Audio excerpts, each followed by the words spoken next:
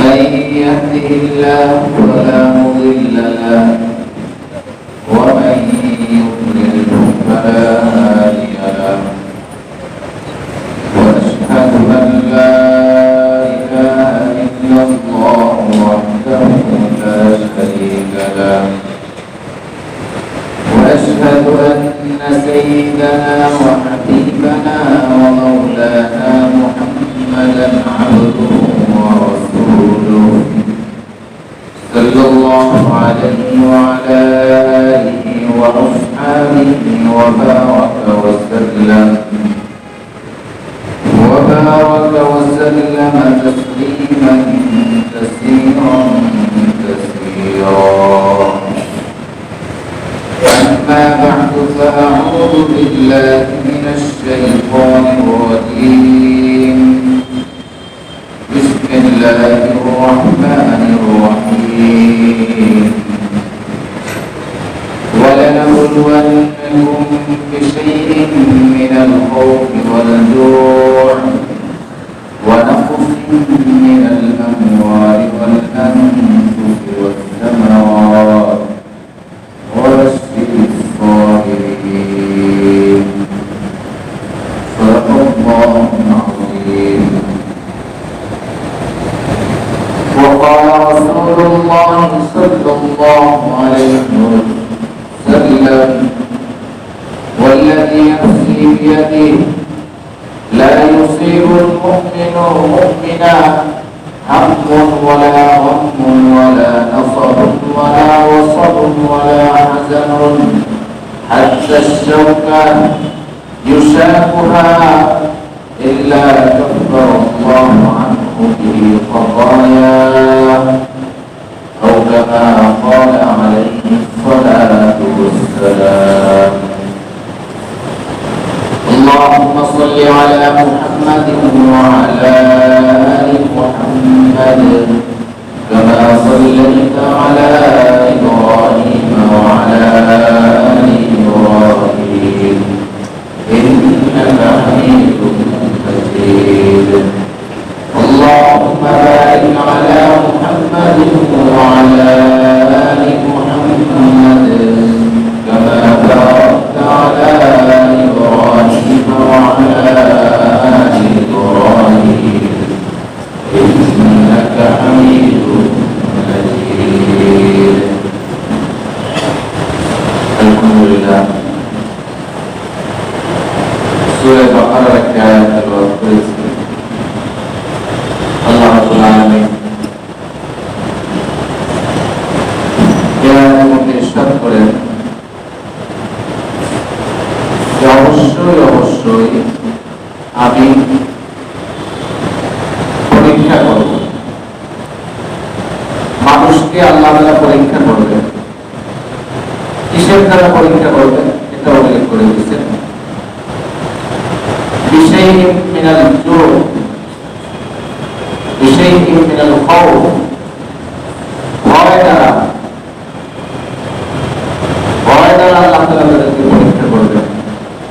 বিভিন্ন মুসিবতের কারণে সে ভীত সন্ত্রস্ত,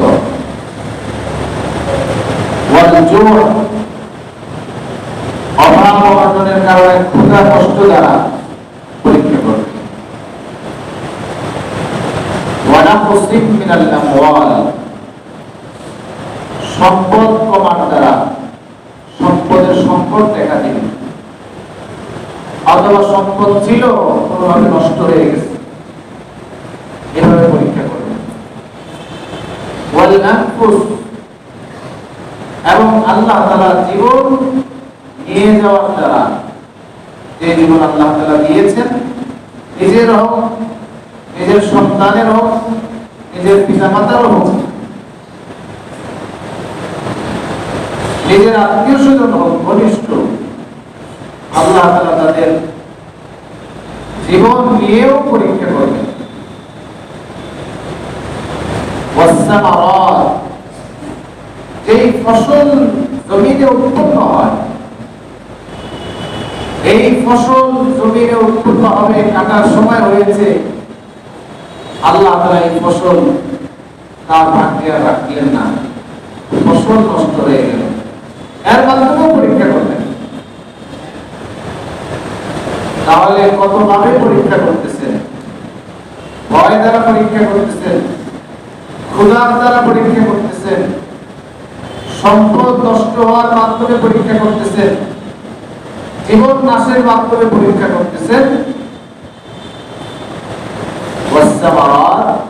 ফসল নষ্ট হওয়ার মাধ্যমেও পরীক্ষা হতে পারে।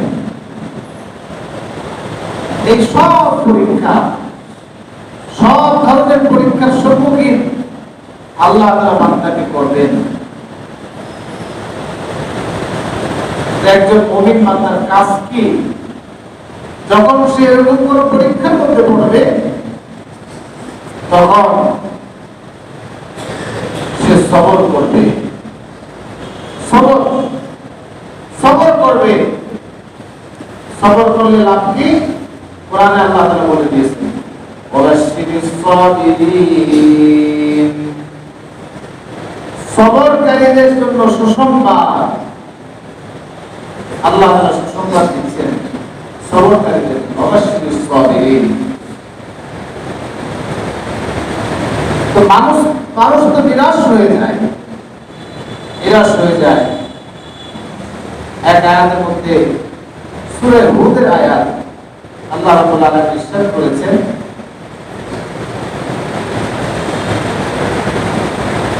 ওয়ালাইন নাযাকনাহু রাহমাতান মিন্না মিন বা'দি ضراء মাসাতহু লায়াকুলান্না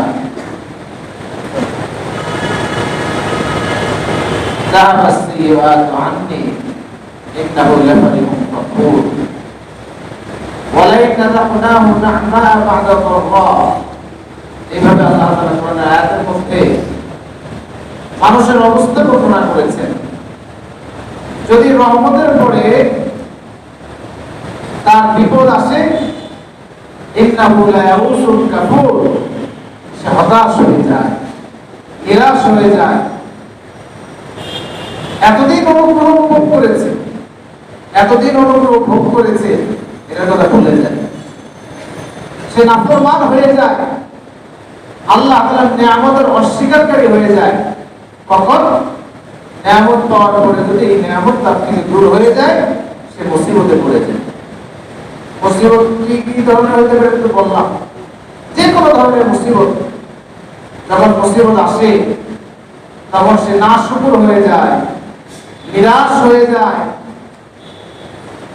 এরকম অবস্থা।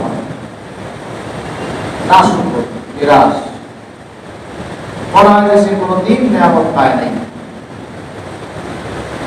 আল্লাহ তাআলা কোন নিয়ামত নিয়ে গেছে, অভিযোগ করতে থাকে, কেন দিল। আর কোন ঘর দেখলো না, নানা ধরনের কথাবার্তা মানুষ বলে। এই হলো মানুষের অবস্থা। তার দুনিয়াও নষ্ট, আখিরাতও নষ্ট। দুনিয়াতে তো তার নিয়ামত নেওয়া হয়ে গেছে, এই নিয়ামত সে যেটা নিয়ে গেছে এটা তো পাবে না। যদি সে সবর করতে, আখিরাতে পেত। অথবা দুনিয়াতে আল্লাহ তাআলা তাকে আর বিনিময় দিতেন, কিন্তু সে তো নাশুকরের মধ্যে লিপ্ত হয়ে গেছে। কিন্তু যে সবর করে, আল্লাহ তাআলা তার জন্য ওই আয়াতের শেষে ইল্লাল্লাযীনা সাবারু ওয়া আমিলুস সালিহাত, যে ব্যক্তি বিপদের মধ্যে থেকেও সবর করে, সুখে দুঃখে আল্লাহ তাআলার ইবাদত করে, আল্লাহ তাআলা তার জন্য আবার পুরস্কার ঘোষণা করতেছেন, লাহুম মাগফিরা, আল্লাহ তাআলা তাদেরকে ক্ষমা করে দিবেন, ওয়া আজরুন কাবীর, মহা পুরস্কার দান করবেন। যে সবর করে, আর যে নাশকরি করে, সবর করে না, আল্লাহ তাআলা অসন্তুষ্ট হলে এরকম কথাবার্তা বলে, সে কিছুই পেল না। দুনিয়া তো গেলই, আখিরাত তো গেল, কোনটাই গেল। নবী করিম সাল্লাল্লাহু আলাইহি ওয়াসাল্লামের সন্তান ইব্রাহিম রাদিয়াল্লাহু আনহু, ইব্রাহিম জন্ম নেওয়ার পরে শিশুকালেই মারা গেলেন। বর্ণনার মধ্যে আসছে যে রাসূলুল্লাহ সাল্লাল্লাহু আলাইহি ওয়াসাল্লাম ওই শিশুকে কোলে নিলেন, পিতার কোলে মৃত সন্তান। রাসূল সাল্লাল্লাহু আলাইহি ওয়াসাল্লাম আল্লাহর রাসূল, কিন্তু তিনি তো পিতাও। পিতার কোলে মৃত সন্তান, রাসূলের সন্তান কোলে নিলেন। নেওয়ার পরে রাসূল সাল্লাল্লাহু আলাইহি ওয়াসাল্লামের চোখ থেকে পানি পড়তেছে। আব্দুর রহমান ইবনে আউফ রাদিয়াল্লাহু আনহু তিনি বললেন, ইয়া রাসূলুল্লাহ ওয়া আনতা, আপনিও কাঁদতেছেন? ঘটনা হলো, এর আগে রাসূল সাল্লাল্লাহু আলাইহি ওয়াসাল্লাম সাহাবায়ে কেরামকে নিষেধ করেছেন যে যখন মুসিবতে পড়ে, কারো থেকে যখন তার সম্পদ আল্লাহ তাআলা নিয়ে নেয়, ওই সময় সে যাতে হাওদাস না করে, আল্লাহ তাআলা নাশকরি না করে শিক্ষা দিয়েছিলেন। সাহাবায়ে কেরামের প্রশ্ন হয়েছে, রাসূল কাঁদতেছেন, তার মানে কি রাসূল সবর করতেছেন না? প্রশ্ন তো হয়েছে।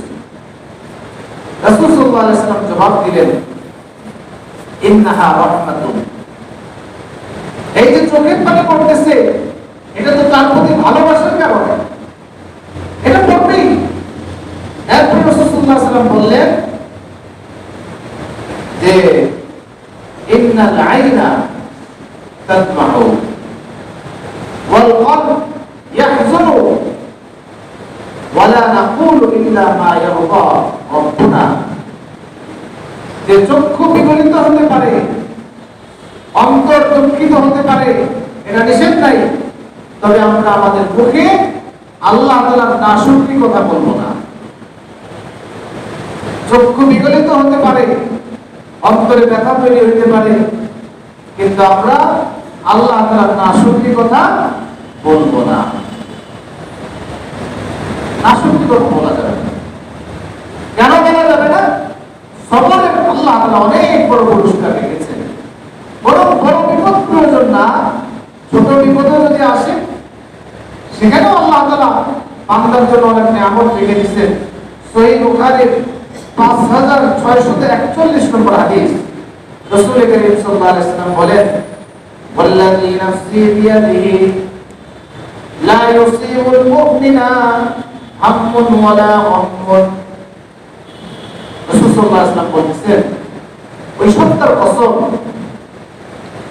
যার হাতে আমার জীবন, যার হাতে আমার জীবন, ওই সত্তার কসম, কার হাতে জীবন? আল্লাহ তাআলা। কসম কে আল্লাহ তাআলা বলতেছেন, রাসূল সাল্লাল্লাহু আলাইহি ওয়াসাল্লাম বলতেছেন যে কোন মুমিন যদি কোন পেরেশানির মধ্যে পড়ে, কোন মুমিন যদি কোন কারণে চিন্তিত হয়, কোন মুমিন যদি ক্লান্ত হয়,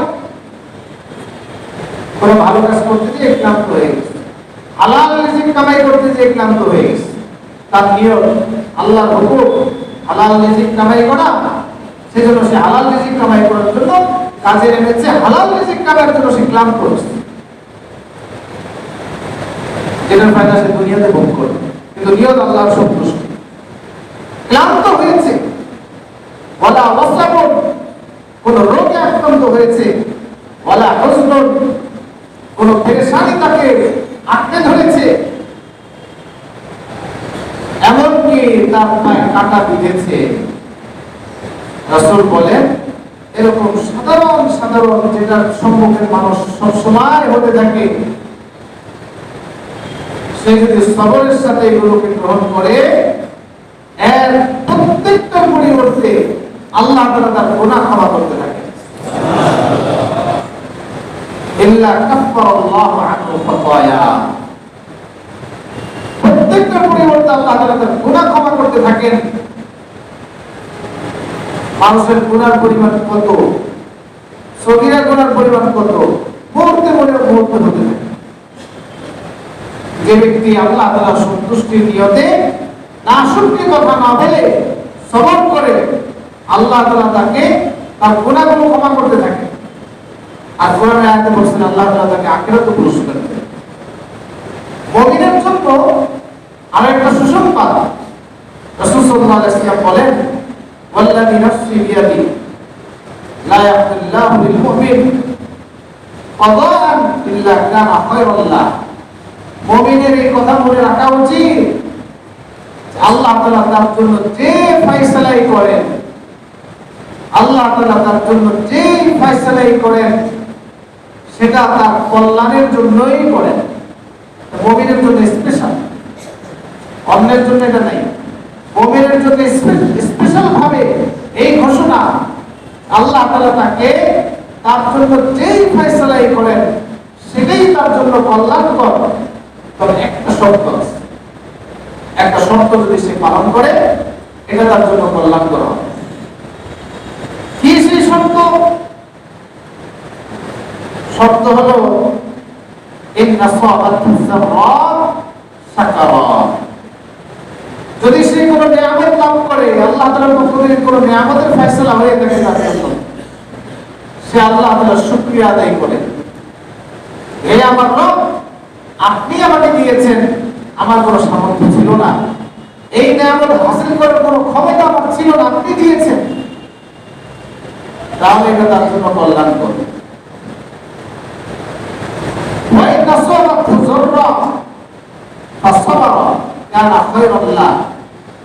আর যদি কোন মুসিবতের মধ্যে সে পতিত হয়, যে কোনো ধরনের মুসিবত, মালের মুসিবত, জীবনের মুসিবত, সম্পদের মুসিবত, অন্য নিরাপত্তার মুসিবত, যে কোনো মুসিবতে সে আক্রান্ত হয়, আক্রান্ত হয়ে সে আল্লাহ তাআলার উপরই ভরসা করে, আল্লাহ তাআলার জন্য সন্তুষ্টির জন্য সে সবর করে, ধৈর্য ধারণ করে, নাশুকরি কথা বলে না, নাশুকরি কাজ করে না, রাসূল বলতেছেন ফাহুয়া খায়রুল লাহ, এটাও তার জন্য কল্যাণকর, এই মুসিবতও তার জন্য কল্যাণকর। কিন্তু যে সবর করল না, তার তো মুসিবত আসলোই, মুসিবত তো আসলোই, এটা থেকে তো সে বাঁচতে পারবে না। আল্লাহ তাআলা যদি কোনো বিপদ দেন, সম্পদের বিপদ দেন কিংবা জানমালের জেনে দিতেন, কারো বাঁচার ক্ষমতা আছে? কারো বাঁচার ক্ষমতা নেই, বাঁচতে পারবে না। কিন্তু সে নাশকর করার কারণে, সবর না করার কারণে মুসিবত তো আসলোই, সে মুসিবতের কারণে যে বিনিময় পেত এটা থেকেও মারুম হয়ে গেল। আর সবর করলে আল্লাহ তাআলা তাকে আবার রহমত দ্বারা ডেকে নেন।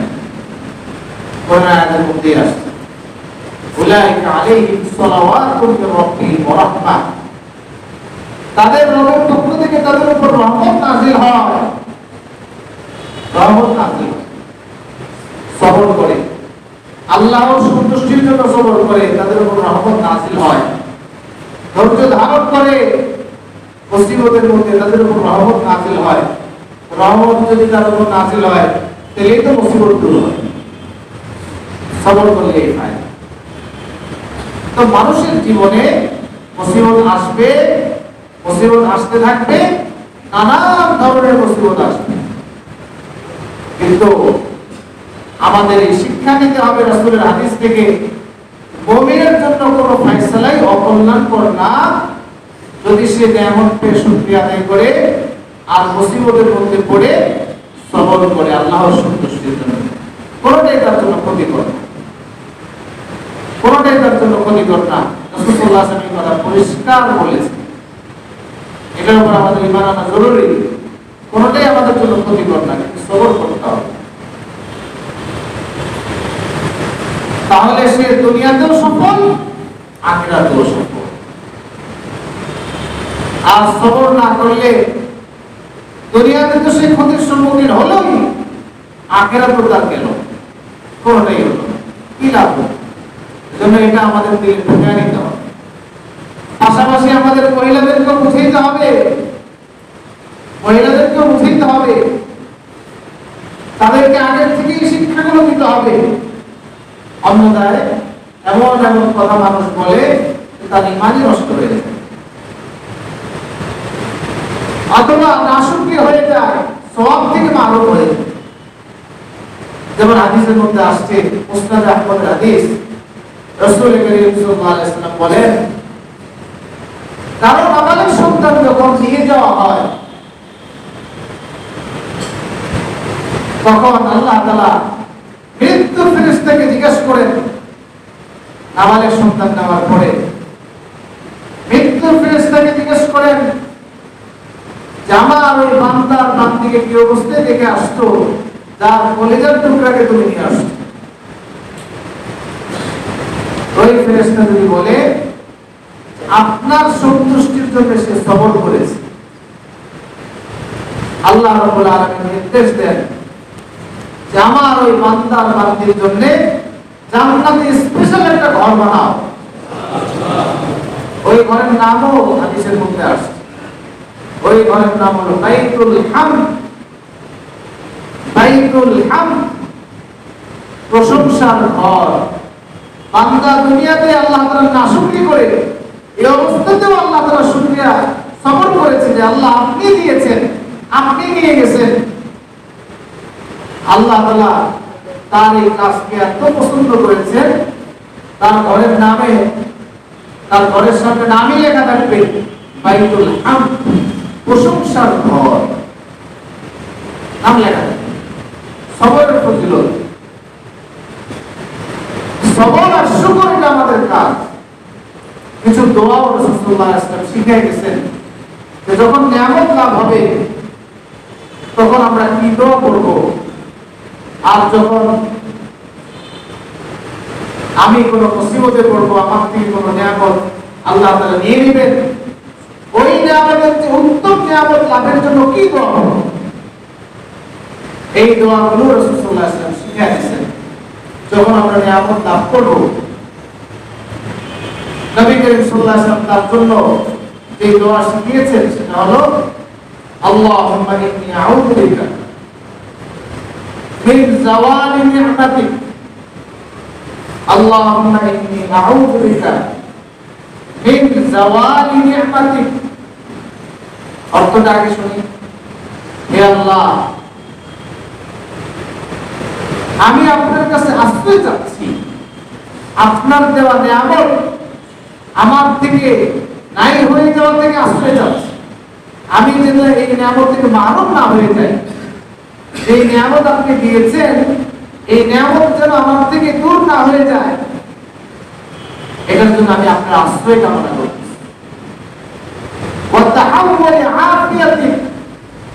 আপনার দেওয়া সুস্থতা যাতে পরিবর্তন না হয়ে অসুস্থতা হয়ে যায়, মানে অসুস্থতায় পরিবর্তন না হয়ে যায়, এটার জন্য আমরা আশ্রয় চাইতেছি। আপনার আচমকা প্রতিশোধ থেকে আমি আশ্রয় চাইতেছি, কারণ মানুষ তো পাপাচারে লিপ্ত হতেই থাকে।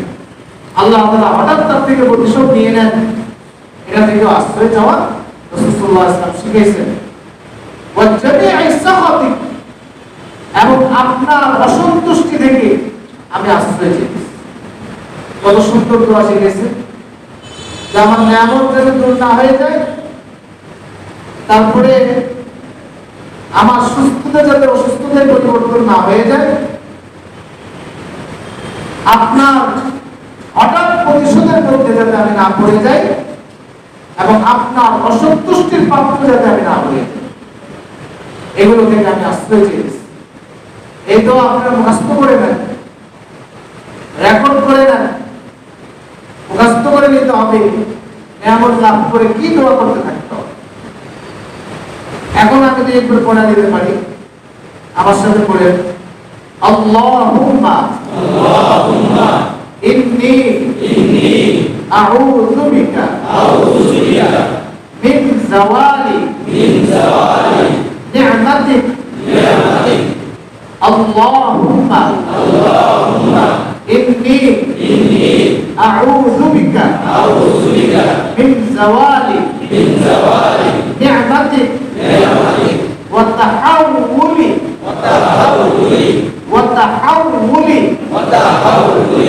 عاقبتي وتحولي عاقبتي وفجاءة نعمتك وفجاءة نعمتك সাখাতিক ওয়া জামি'i সাখাতিক আল্লাহুম্মা ইন্নী আউযু বিকা মিন যাওয়ালি নি'মাতিক ওয়া তাহাওউলি عاقبتك وفجاءتك نعمتك وجميع سخطك এই তো আমরা মুখস্থ করে দিই যাতে আল্লাহ তাআলা আমাদের থেকে নিয়ামতকে আবার ছিনিয়ে না নেন। এই জন্য রাসূল সাল্লাল্লাহু আলাইহি ওয়াসাল্লাম দোয়া শিখিয়েছেন। আবার হযরত রাসূল আকরাম সাল্লাল্লাহু আলাইহি ওয়াসাল্লাম উম্মতকে এই দোয়া শিখিয়েছেন, সে যদি কোনো মুসিবতের মধ্যে পড়ে যায়, তার থেকে যদি কোনো নিয়ামত আল্লাহ তাআলা নিয়ে নেন, এমন দোয়া শিখিয়েছেন, সেই দোয়ার আমল যদি সে করে তাহলে আল্লাহ তাআলা যেই নিয়ামত নিয়েছেন তার চেয়েও বড় নিয়ামত দান করবেন। এই দোয়া শিখিয়েছেন। এই দোয়ার ব্যাপারে আর উম্মে সালামা রাদিয়াল্লাহু আনহা, যে রাসূল সাল্লাল্লাহু আলাইহি ওয়াসাল্লামের প্রিয়তমা স্ত্রী ছিলেন, আম্মা জান হযরত উম্মে সালামা রাদিয়াল্লাহু আনহা, তিনি বলেন তার বিবাহ রাসূলের আগে হয়েছিল আবু সালামার সাথে, আরেকজন মুসলমান ব্যক্তির সাথে, আবু সালামা তার নাম। তো উম্মে সালামা বলেন আবু সালামা একদিন রাসূলের সোহবত থেকে এসে ঘরে আমাকে এসে বললেন যে রাসূল সাল্লাল্লাহু আলাইহি ওয়াসাল্লাম থেকে আমি একটি দোয়া শিখেছি যেটা আমাকে অনেক আনন্দিত করেছে। আবু সালামা এই কথা বলার পরে উম্মে সালামা রাদিয়াল্লাহু আনহা বললেন, কি সেই দোয়া? তখন আবু সালামা উম্মে সালামাকে এই কথাগুলো বললেন, রাসূলুল্লাহ সাল্লাল্লাহু আলাইহি ওয়াসাল্লাম বলেছেন যে মুসলমানদের মধ্য থেকে কোনো ব্যক্তি যদি কোনো মুসিবতে পতিত হয়, অতঃপর সে মুসিবতে পতিত হওয়ার পরে প্রথমে এই দোয়া পড়ে, ইন্না লিল্লাহি ওয়া ইন্না ইলাইহি রাজিউন, প্রথমে এই দোয়া পড়ে, তারপর আরেকটা দোয়া পড়ে, আল্লাহুম্মা আজিরনি ফি মুসিবাতি ওয়া নুফলি খায়রাম মিনহা। এই দোয়াটা যদি পড়ে তাহলে রাসূল সাল্লাল্লাহু আলাইহি ওয়াসাল্লাম বলেন আল্লাহ তাআলা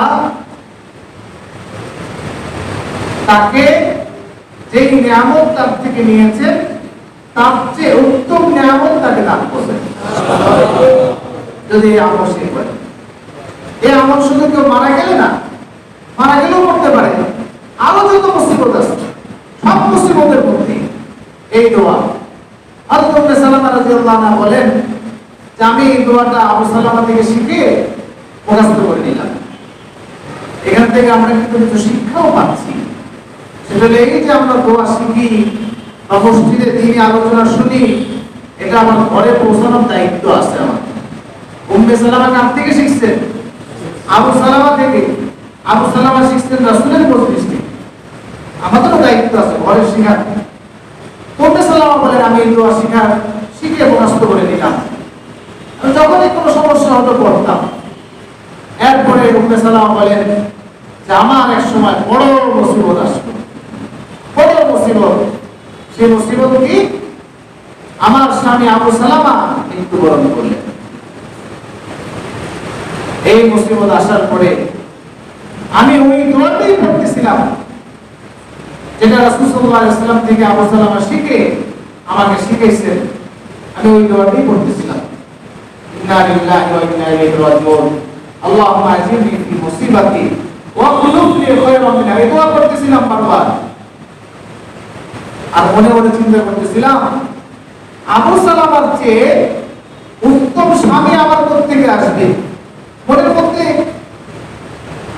রাসূলের কথার উপর ইয়াকিন ছিল, কিন্তু তারপর তার মনে প্রশ্ন জাগতে বারবার, কে হবে সে? কে সেজন যে আবু সালামা থেকে উত্তম? একটা ধাঁধা তার মধ্যে লেগেছিল, কে সে? কারণ এই ওয়াদা তো ওয়াদা মিথ্যা হতে পারে না, ওয়াদা তো সত্য। তো তিনি বলেন আমার যখন ইদ্যত শেষ হলো, ইদ্যত মানে তো আপনারা বুঝেন, কারো স্বামী যখন মারা যায় তখন তার একটা নির্দিষ্ট সময়কাল, কিছু পার্থক্য আছে, সন্তান পেটে থাকলে একরকম, না থাকলে একরকম, বিভিন্ন হুকুম আছে। একটা নির্দিষ্ট সময়কাল তার ইদ্যত পালন করতে হয়, যেখানে তার স্বামী মৃত্যুবরণ করছে, সে যে ঘরে ছিল ওই স্ত্রী ওইখানে ইদ্যত পালন করে, ওই সময় বের হয় না, প্রয়োজন ছাড়া সাজসজ্জা করে না ইত্যাদি।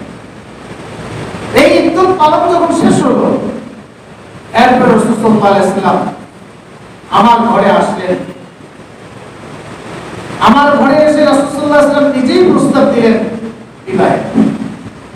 তো তিনি বলেন তখন আমি বুঝতে পারলাম যে রাসূল সাল্লাল্লাহু আলাইহি ওয়াসাল্লাম যে ওয়াদা আমাদেরকে শিখিয়েছেন, যে দোয়া শিখিয়েছেন, যে এর চেয়ে উত্তম আল্লাহ তাআলা দিবেন, আল্লাহ তাআলা সেটাকে কবুল করে নিয়েছেন। এই দোয়ার ওসিলে উত্তম ব্যবস্থা করেছেন তিনি হলেন রাসূল আকরাম সাল্লাল্লাহু আলাইহি ওয়াসাল্লাম। ওনার কল্পনাই ছিল না যে রাসূল তাকে প্রস্তাব দিবেন। বড় প্রস্তাব দেওয়ার পরেও তিনি এই কথা বলছেন, আপনি প্রস্তাব দিয়েছেন, আপনার এই প্রস্তাব প্রত্যাখ্যান তো দূরের কথা, এর চেয়ে প্রিয় প্রস্তাব তো আর নেই, কিন্তু আমার তো কিছু বয়সও হয়ে গেছে, আমার তো সন্তানও আছে। রাসূল বললেন তোমার সন্তান তো আমারই সন্তান হবে, তোমার বয়স হয়েছে তো আমারও বয়স হয়েছে। এইভাবে আল্লাহ তাআলা এই দোয়াকে কবুল করে নিয়েছেন। উম্মে সালামা রাদিয়াল্লাহু আনহা উম্মতের জন্য এই দোয়া শিখিয়ে গেছেন। এই দোয়ার অর্থটা শুনে রাখি, যে মুসিবতে পড়লে প্রথমে তো ইন্না লিল্লাহি ওয়া ইন্না ইলাইহি রাজিউন পড়বে, আর অর্থ হলো আমরা আল্লাহ তাআলার জন্যই এবং আল্লাহ তাআলার দিকেই ফিরে যাব। আমাদের মালিকানা কার? আল্লাহ। এটা ইন্না লিল্লাহ, আমাদের মালিকানা আল্লাহ তাআলা নেই, আমরা আল্লাহ তাআলার মালিকানায়, এবং আমাদের যা কিছু আছে সব আল্লাহ তাআলার মালিকানায়, এবং আমরা আল্লাহ তাআলার দিকেই ফিরে যাব। এরপরে যে দোয়া আল্লাহুম্মা আজিরনি, আল্লাহ আমার যে মুসিবত, আমি যে মুসিবতের সম্মুখীন হয়েছি এটার সওয়াব আমাকে দান করেন।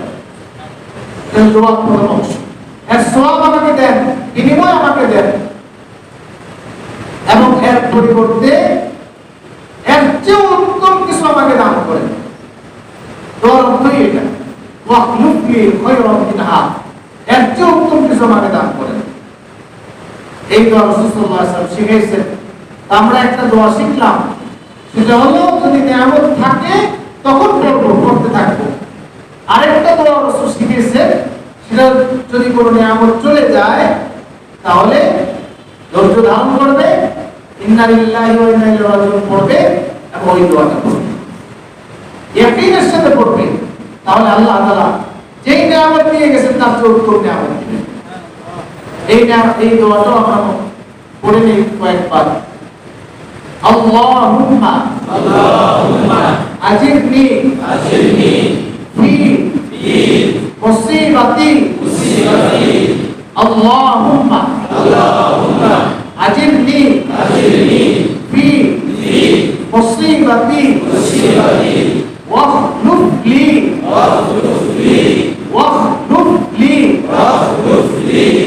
খায়রাম মিনহা ওয়াখলুফলি খায়রাম মিনহা।